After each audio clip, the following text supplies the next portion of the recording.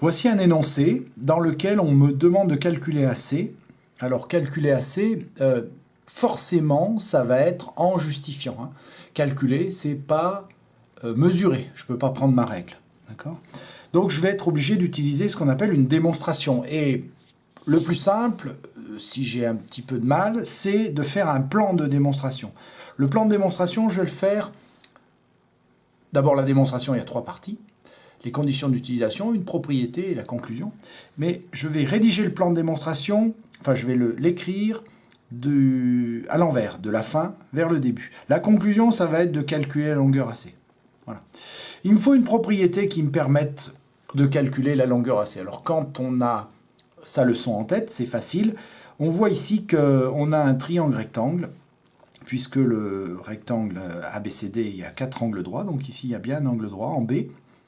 Et dans ce triangle rectangle, on connaît 2 longueurs.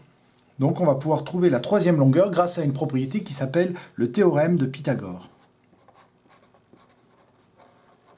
Voilà.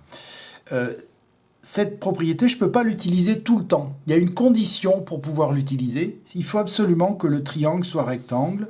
Et donc ici, c'est le cas. On a un triangle rectangle en B.